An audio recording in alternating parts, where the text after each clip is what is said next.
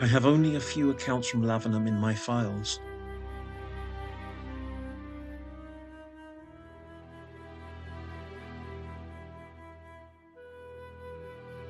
Mr. Bruce Barrymore Halpenny writes in his first Ghost Stations book that in September 1976, June Constable and her friend Philippa decided to get away from London and spend a day in East Anglia. As they were nearing Lavenham, somehow they managed to get lost and then turned onto what they thought was a side road, but which was an old runway of former RAF Lavenham. Driving slowly with the car windows open, they looked at the remains of the airfield, and just before midday they stopped the car to decide the best way to get off the airfield. Then, for some reason, they sat almost rooted to the spot, as if held by an unknown force. June Constable recalls, "There was a feeling of being held back and laughter, and we felt almost like intruders.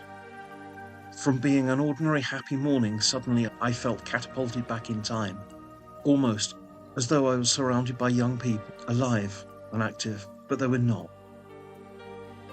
The laughter seemed resentful in an amused kind of way, as though these young boys' spirits had suddenly been intruded upon by us and were laughing at us, and the fact that we reacted to the situation by feeling this.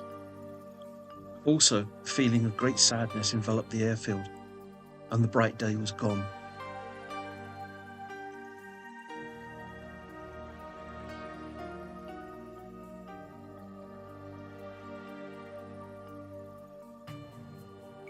Mr. Bruce Barrymore Halpenny writes in his Ghost Stations 5 that in August 1991, Lance Tebbert and Gary Clark arrived at former RAF Lavenham, having been touring old wartime airfields and taking photographs. Having obtained permission to take a look around the old tower from Mr. Eady, who was one of the local farmers, they shinned up the old tower, which was glazed and locked up. While they were there, they were approached and challenged by Mr. Eady's brother, accompanied by his wife and their dog.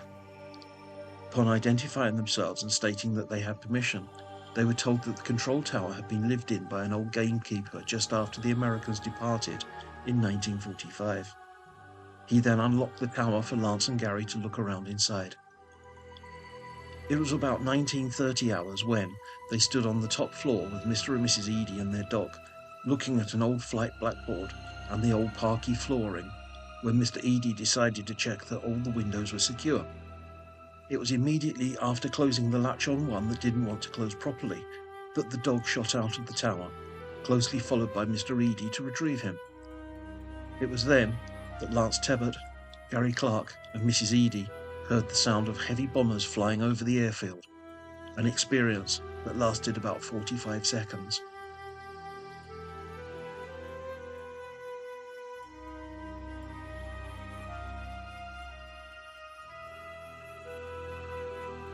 And finally, from the De Vere House website, the following 3 observations are obtained. Firstly, on misty days on the abandoned airfield, the sound of returning aircraft can be heard.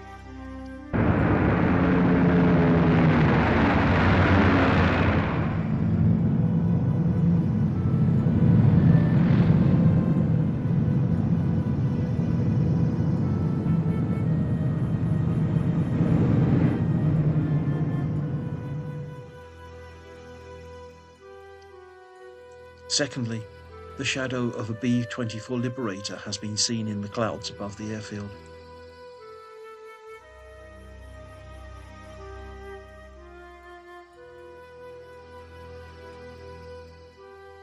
And lastly, the yapping of a Jack Russell dog that belonged to one of the pilots who never returned has been heard.